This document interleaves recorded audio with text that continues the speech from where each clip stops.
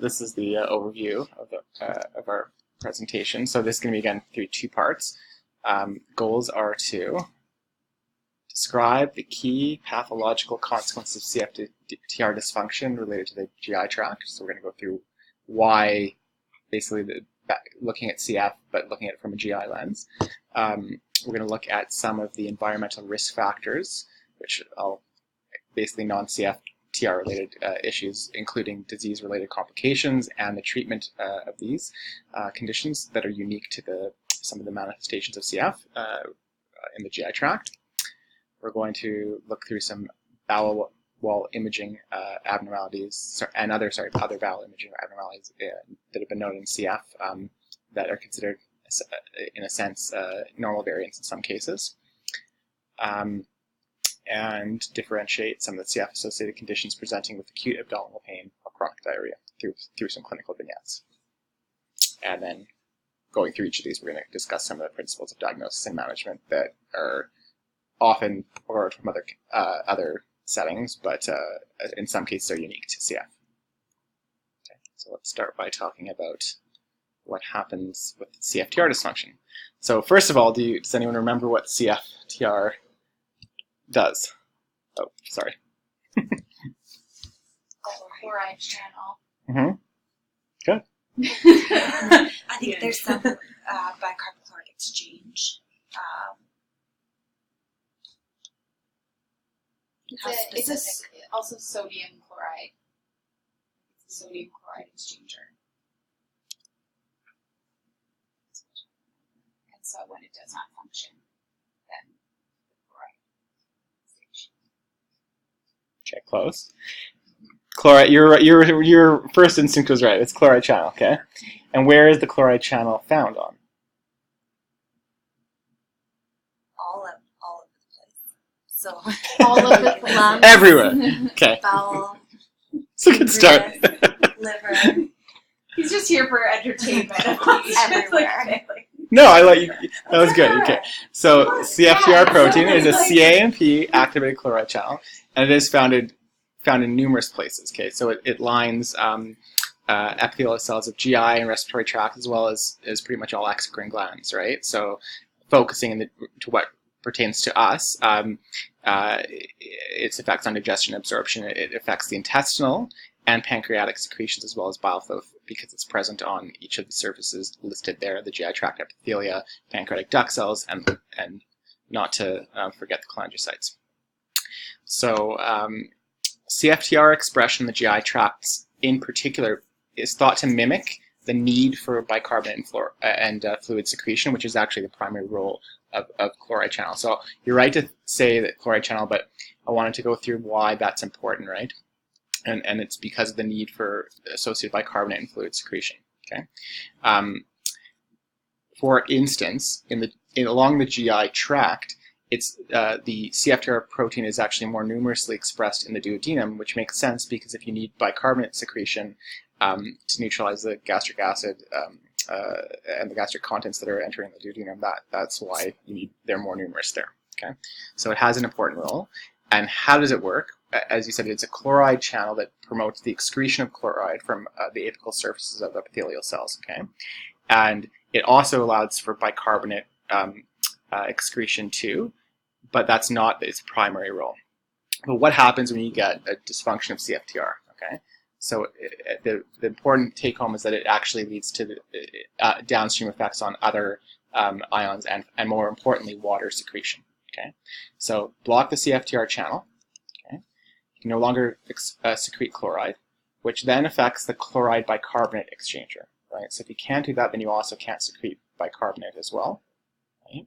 And bicarbonate and chloride secretion promotes fluid secretion through intercellular transport. Okay, so now you block your water. Okay, so that's actually thought to be the more important thing in CFTR dysfunction, is the resultant effect on bicarbonate and water secretion. Okay, not only that, CFTR also is thought to affect other ion channels, including the EMAC channel, the epithelial sodium channel that's associated with. So I know what you were saying, like this is it all. I know it has something to do with that, but yeah. So it inhibits sodium absorption. So if you have a dysfunction of CFTR, that leads to increased sodium absorption. So the net effect of all these things is still the same thing, which is decreased chloride, decreased bicarbonate, and decreased water secretion, plus or minus increased sodium absorption. Okay, which again, the main effect is on water. And this same thing, the same dysfunction affects the respiratory tract and leads to similar issues. So what are the net effects of all these things? So first of all, if you decrease bicarbonate and chloride and water secretion, a lot of the effects seem to be related to the alteration of the luminal milieu that results from this. Okay, so we're going to go through each of these things in turn. Okay, so first thing, as we kind of alluded to, you need bicarbonate to neutralize gastric acid.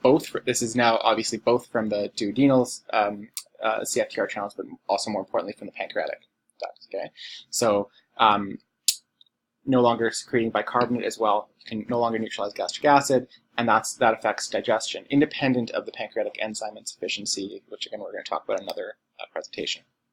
Okay.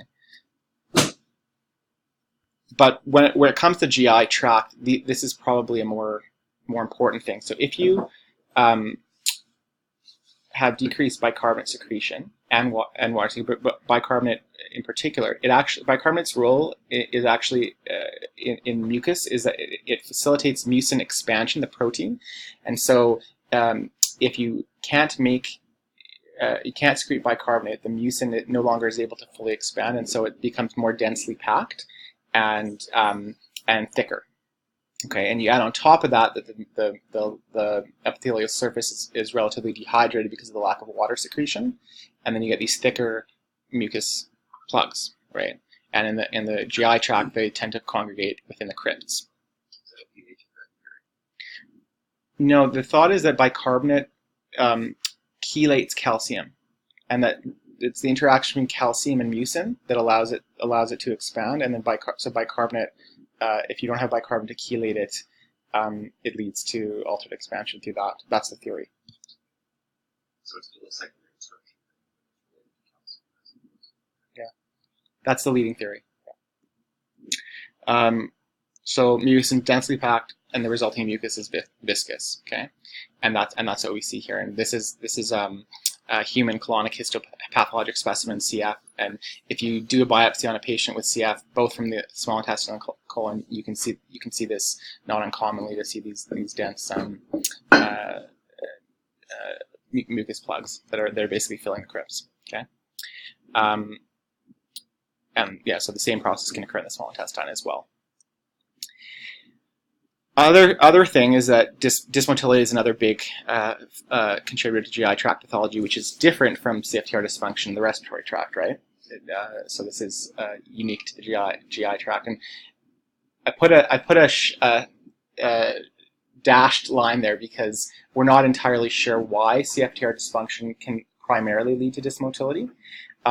There are some studies that suggest it. So one is that CFTR is expressed in vascular and airway smooth muscle, and in patients with CF, airway smooth muscle is hyperresponsive to some signals compared to healthy controls. There's a thought that maybe similar things happen in the GI tract. And in a mouse model of CF, it was shown that ileal smooth muscle function and morphology were affected. Again, that hasn't been shown in humans, and it does not necessarily mean cause and effect, right? And as we'll get to further along, there's another theory is that the dysmotility is not necessarily related primarily to CFTR dysfunction, but is rather related to the resultant inflammation and dysbiosis that happens within the intestinal tract. Okay, so in any case, dysmotility leads to decreased mucus clearance. So the analogy here is that you have a floor sweeping compound that if you think of the mucus as that, normally its job is to trap bacteria and then be swept along. But if it's thicker and more viscous, and then you also have a broom that's not working as well, you're going to have that trapping there, and the bacteria, rather than moving along, are just going to sit there. So that's really the big take home of what we think leads to a lot of the obstructive pathophysiology in CF. And of course, there are other environmental or disease-related issues that may contribute to this motility, such as high-fat diets, certain medications, and possibly modifier genes. And there have been a lot of studies looking at motility in patients with CF, and there have been some contradictory results, but it appears that at the very least, small bowel transit is affected. And this was a study, adult study comparing transit times measured by a wireless motility capsule between comparing CF and healthy controls. And GET stands for gastric emptying time, small bowel transit time is SBTT, colonic transit time, you can see there, and then whole gut transit time. And you can actually see that the whole gut transit time seems to be similar between both groups, or not statistically a significant difference. However, the small bowel transit time is clearly longer in the CF group. And that still is important, even if the whole gut transit time is ultimately unaffected, because small bowel transit is important for prevention of things like small intestinal bacterial overgrowth, and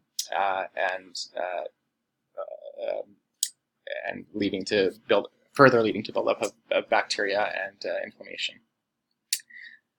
So, not unlike what happens in the airway, they talk about this kind of triad of damage, so injury to the epithelial barrier and then alteration of the innate immunity as a result of the dysbiosis, also leading to inflammation. There's interplay between all three of these things, this vicious cycle that ensues, which is also thought to happen in the intestine. So that is the net effect of the issues that we see. But then on top of that, there's other things that seem to play a role. So, for example, if you can't make adequate gastric acid, or so you can't neutralize the gastric acid, then you're thought to have a suboptimal pH in the intestine for antimicrobial protein activity, and so that leads to potentially a role for altering the pH in the intestine as a way of improving dysbiosis. That hasn't fully been studied yet, but is been theorized to perhaps make a difference. On top of that, as we just talked about, bacterial stasis, dysbiosis, and inflammation can also lead to damage to the intestine, which can potentially lead to neuromuscular dysfunction, right? So maybe this is a secondary effect of this motility from chronic injury to the bowel. And then another example, of course, is dysbiosis, increased bacterial persistence within the small intestine can lead to increased mucus production. So you can see, again, this is not as simple as just those things, but if you can remember, the main message is that it's the altered mucin properties, relatively dehydrated intestinal milieu, altered pH, and dysmotility, all contributing. Okay? If you remember all this will help you remember a lot of the pathophysiology of the GI manifestations in CF. Okay? So, when we talk about when we talk about some of the conditions here, we're going to talk about the genotype associations, and so I wanted to go through this as well. So, as of January 2020, there were 352 known disease-causing mutations in CF, and then another 46 variants with varying clinical consequences, and that number continues to expand. Just a few years ago, it was only 240. Part of the reason for the ever-increasing understanding is this database called the CFTR2. I think it's based at Johns Hopkins. It was previously originated at Sick Kids, and they basically collect as much data as they can about alleles, and they also collect information relating to genotype-phenotype associations. So, for example, they'll say what percentage of patients with an F508 deletion as one of their mutations will have pancreatic insufficiency. What would happen if they were a compound heterozygote or a homozygote for that mutation? So they collect all that data. Anyway, so this is the classification that has endured, knowing that there are obviously some limitations of it, but I think it's still a useful classification to understand how the mutations can affect the function. Okay, so class 1 relates to defective protein synthesis, either because the protein is unstable or it's truncated because of, for example, a premature stop codon. Okay, so that is considered as one of the 3 classes of severe mutations, and an example of that would be a G542X mutation. Okay, class 2 makes up 70% of all mutations, and F508 deletion, of which we know is by far and away the most common allele, is in that class. So that pertains to proteins that are misfolded, and then thus there is defective processing and trafficking of the protein. So basically, CFTR never makes it to the surface because rather than going through the normal process, it gets tagged for degradation in the endoplasmic reticulum. Okay, so that's class 2. Class 3, of which G551D is a known mutation, is where the protein makes it to the surface, but it has a defective opening. Class 4 is when it makes it to the surface, and it does open, but the conductance is poor because of a change in the structure of the channel. And then class 5, down at the bottom there, is the amount is reduced, usually related to alternate splicing. And then as you see, class 6 is due to accelerated turnover. And then we know now that some genes actually could be classified as both 2 and 3, for example. So there, like I said, there's a bit of overlap, but I think this is still useful. Okay, so classes 1 to 3 are considered severe, and they're usually associated with a significant reduction to only about 1% of residual CFTR function if you have 2 such mutations. Whereas if you have at least 1 mutation of class 4, class 5, you actually retain, again, it seems like it's fairly low, but 4% residual function, which does make a difference, but it's still considered within the diagnosis of CF, right? So severe genotype, at least probably the better way to look at it is if you have at least 1 class 4, class 5 mutation, you have a milder genotype. Doesn't this also correlate with like the pancreatic insufficiencies more in type 1, 2, 3? Absolutely, yeah. So there are a lot of conditions in CF, including respiratory, where your genotype does not predict your phenotype. Okay, but the one that probably holds most tightly is your pancreatic status, your exocrine status. Okay, so there is variable expressivity. The mild dysfunction is generally associated with milder phenotypes severity in various conditions. But yes, exactly, pancreatic insufficiency being the classic one that does tend to have a very tight association with genotype. Okay. So that's why I still think this convention is still important. And whenever I see a new patient with CF, because I would never expect you to know all the mutations. I don't know all the mutations either. If there's a new one that I have that hasn't been described or that that I'm not aware of, then I will look it up and try and figure out which classification we're in.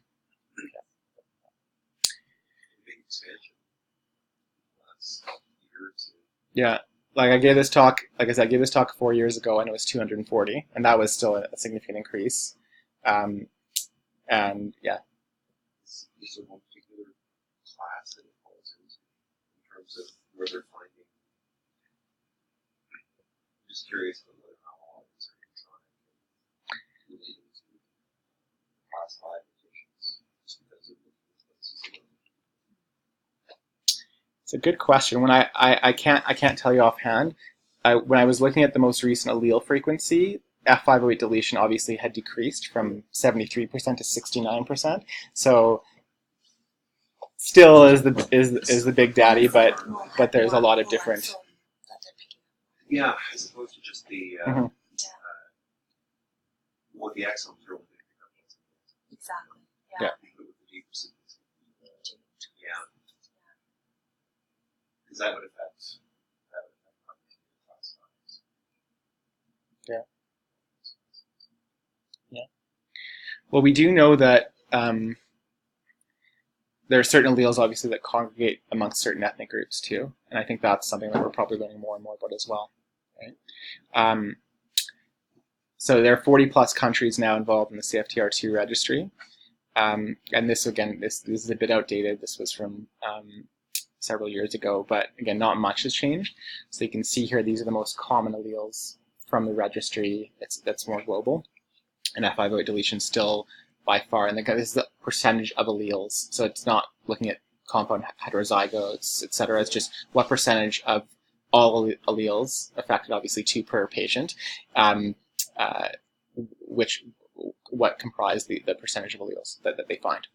G542X, which as I mentioned was a class 1 mutation, as well as W1282X are in there as well.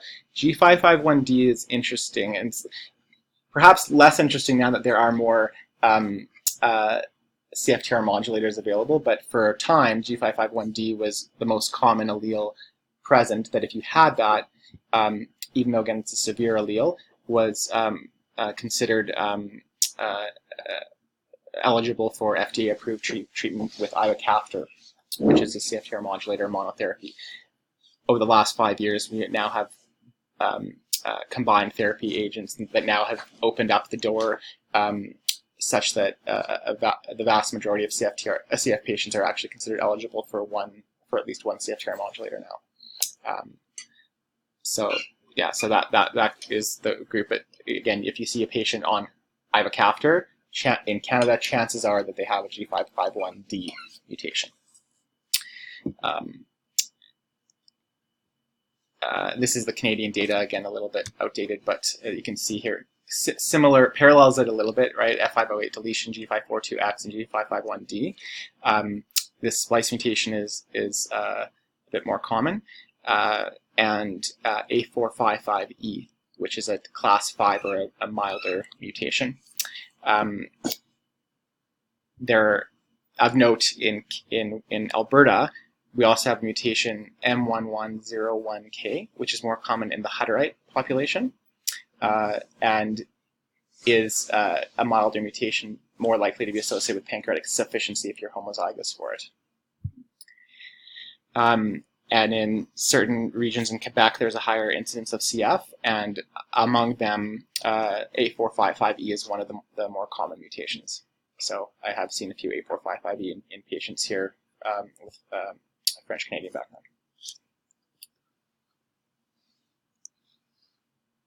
So class 5, yeah. So then, of course, there's the non-CFTR gene contributions that we're going to discuss for some of the conditions. So there's genetic modifiers. So there have been lots of GWAS studies that have been done looking for associations with different conditions, and from there have been some candidate genes that are selected and theorized as their potential role in disease pathogenesis. And then environmental factors, which is what I've decided to label these things, which include things such as access to care, which is certainly an important factor in particularly in the United States. Secondary consequences of CF, including CF-associated disease, so things like CF, having concomitant CF-related diabetes, liver disease, and of course the severity of your lung disease, and then the management strategies, which can alter some of these things, including the use of pancreatic enzymes, surgeries, previous GI complications, use of proton pump inhibitors, and then treatment of your lung disease. So without further ado, I'm going to go through, we're going to talk today, I'm going to break it up into 3 different kind of groups of manifestations, and we'll probably mostly talk about the obstructive one today. So this is my scheme. Of course, there's various different schemes to look at. Some break these manifestations down in terms of the location in the GI tract that's more commonly affected. I decided to break it down into 3 categories, of which one is a bit of a grab bag or potpourri, but the first one that's probably, again, most of the pathognomonic conditions in CF that relate to what the pathophysiology that we talked about, mostly related to CFTR dysfunction, are these groups, the obstructive, right? Thought to be related to viscous mucus plugging and dysmotility. And this includes Meconium Ileus, constipation, DIOS, and then I threw in here appendiceal and mucocele, because we'll talk about that, and then intussusception. Okay, so here's a vignette. We have a 3-day-old presenting with bilious vomiting and a distended abdomen, with no history of meconium passage. And here is the X-ray This is not a typical X-ray in a patient with this condition because, as you can see here, there's also an NG that's been placed in to decompress. Okay, but imagine having a abdomen full of air fluid levels and an absence of air in the rectum, and more distension. So, what do you think this is? Yeah, Meconium Ileus, yeah.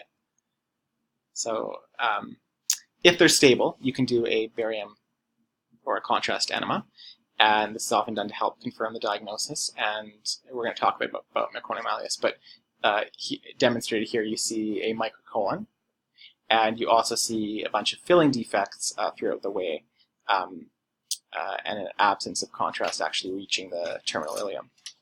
So these are some of the classic findings. The reason why you do the contrast enema is to confirm the diagnosis if they're stable. It can also be used therapeutically, right? And you're also looking for other complications of Meconium Ileus. So Meconium Ileus is like I said, it's considered almost pathognomonic for CF, although it's not entirely. And it is the prototypical CF condition. Is often the earliest presentation of CF, and obviously can even predate the diagnosis of CF by newborn screening. So it is inspissated adhesive meconium that becomes impacted in the distal small intestine.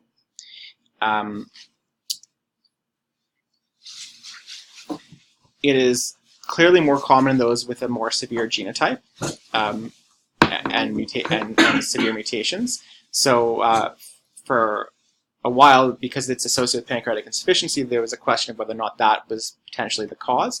However, we don't think that's the case because in mouse models of CF, where all the mice actually have pancreatic sufficiency, they still get Meconium Ileus. So it probably has more to do with the genotype and severe CFTR dysfunction leading to decreased bicarbonate, chloride, water secretion for the reasons that we just talked about. Okay. So it does have a strong genetic basis as opposed to some other conditions in CF. And as I mentioned, it's probably the bicarbonate chloride secretion rather than pancreatic sufficiency which determines your risk here. While it is not pathognomonic for CF, you need to maintain a high level of suspicion. So in adults with a history of Meconium Ileus who may have not had access to the diagnostic testing that is currently available, that's one group. But the other group is the ones who could have a false negative newborn screen. And why that is, as we just talked about, patients with Meconium Ileus are more likely to have pancreatic insufficiency. And they're also more likely to have developed exocrine pancreatic insufficiency by the time of birth. And so IRT, which is the newborn screen that we commonly, is a big component of the newborn screen that we do, is immune reactive trypsinogen. So if you are deficient in pancreatic exocrine function before you are born, that test is more likely to be a false negative because what you're actually looking for is an elevation in this as part of your newborn screen. And so be leery of this in patients with Meconium Ileus who have an IRT that's negative. You would still be obviously having a high level of suspicion for CF in that group. Do you know when CF was included in the newborn screen in Alberta? I don't. I think it was around early 2000s. Yeah.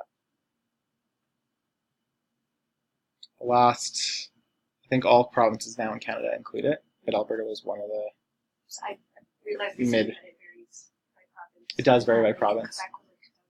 Quebec was the last province, yeah. And so actually, because I just assumed a lot of babies would have it, not necessarily. Yeah. We were just talking about a patient in the CF clinic who I think they said was the very first patient screened for, or was picked up by newborn screen, and that patient is obviously still in pediatric clinic, so it was less than 18 years ago, yeah. Yeah. And then there are also non-CFTR genes that appear to influence the pathogenesis. So for example, there's increased concordance in monozygotic twins for Meconium. Was it 2007? Yeah. April 1st, 2007. Yeah. So it wasn't that long ago. And they're from GWAS phase. There have been candidates for both protective and promoters of Meconium Ileus. So as we mentioned, it's the earliest presentation of CF clinically. It can be detected on antenatal ultrasound as hyperechoic masses, and that's from the inspissated meconium. That finding, however, is not specific for Meconium Ileus, and there's lots of other different reasons that you can have that. In fact, it's been associated with Down syndrome. It can also be seen as a normal variant. It's been associated with in utero CMV infection, intestinal atresia. So there's lots of other reasons. And so the recommendation, if you see hyperechoic mass suspicious for Meconium Ileus or another etiology, that it should be followed every 6 weeks by ultrasound. And in many cases, actually, it may go away, particularly if it's a normal variant. Okay. So it can be diagnosed antenatally, and then, more commonly will present as neonatal, lower GI obstruction. So for basically how we just described, failure to pass meconium, abdominal distension, vomiting, often bilious,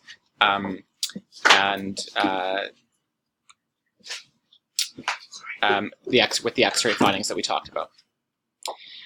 So that's simple Meconium Ileus, and that's how it would present.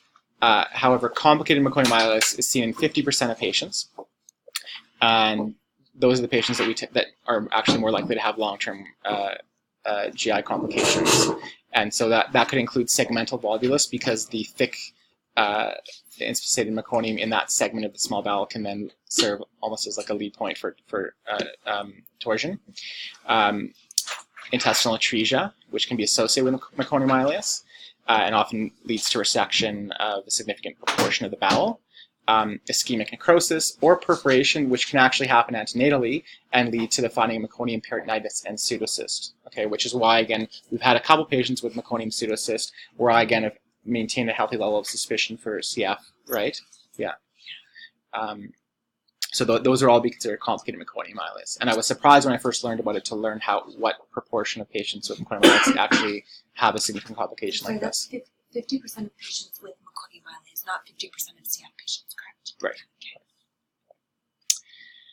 So management of Meconium Ileus. So the initial resuscitation is as per any neonatal bowel obstruction. So NPO, often NG to decompress, IV fluids, consider partial septic workup and empiric antibiotics, imaging to help confirm the diagnosis, like I said, with an abdominal X-ray, plus or minus a contrast enema, depending on whether or not you're going to use that for your management and whether or not you think the patient is stable enough to go to that. And then the management, if it's a simple Meconium Ileus, starts with enema, right? And I shouldn't have put this up before asking you, but gastrografin is the one that we're more comfortable with, but more recent guidelines and recommendations suggest that any hyperosmolar contrast agent can do, as long as it's radio opaque, because this should be done under fluoroscopic guidance for two reasons. One is to make sure it actually works. So if the goal would be to actually get the contrast to make its way into the terminal ileum and see that reflux through the ileocecal valve to confirm that you've gotten to where you need to go. Second reason is obviously for safety reasons, to make sure that you haven't caused a perforation, because these patients already tend to have microcolons, and you don't want to over-distend or put too much pressure. Okay. They also talk about using warm saline enemas with plus or minus the addition of N-acetylcysteine. But I would still say that the majority of centers would use a hyperosmolar contrast agent as their first line therapy. What are some complications from hyperosmolar enema that you would need to know about if you were managing a patient post contrast?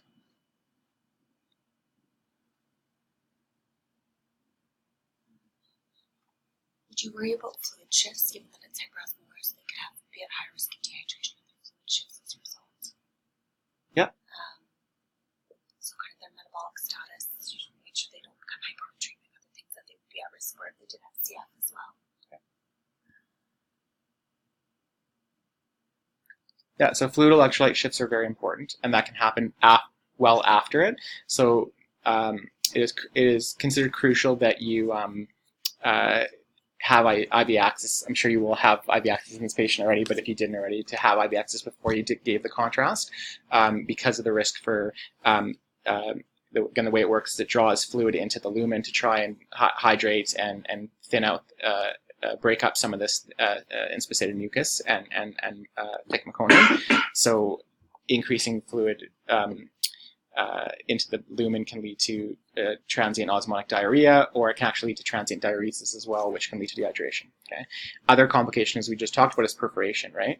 And that can happen both from direct injury during the time of the installation, but also afterwards from, like we just mentioned, that you can get luminal distension in a patient with a microcolon that can persist even after you've instilled the contrast.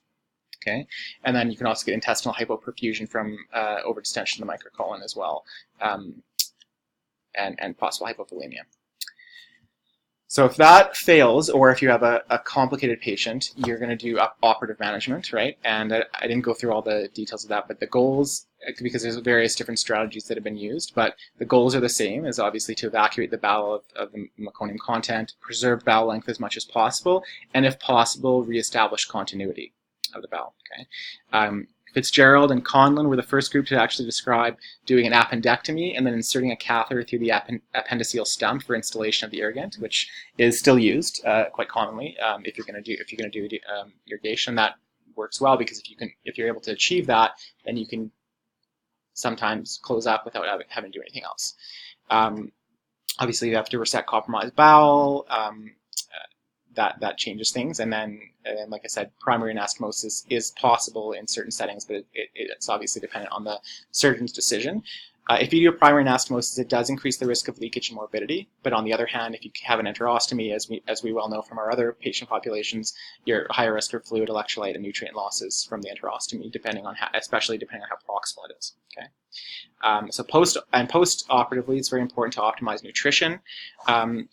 Sodium losses are a big issue, particularly with patients with an enterostomy, and that's you know how we use the urine sodium and the urine sodium to creatinine ratio to determine in our CHIRP population how well a job we're doing at providing their sodium.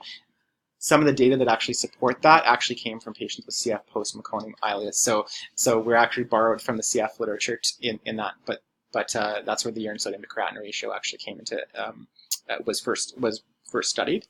And then the other thing is establishing enteral feeds as soon as possible. And the important thing here too is because we just said it's a very high association with a severe genotype, which is then also associated with the high likelihood of pancreatic exocrine insufficiency, that you should not wait for confirmation of pancreatic insufficiency in this group to start enzymes when you've established feeds, right? So don't wait for the fecal elastase in this group, because if they have an enterostomy, it's going to be diluted, and still that may even take time. So don't wait and just start the enzymes, and you can confirm that later. Okay, so I'm going to stop there and we can pick up this other stuff at another time. Okay.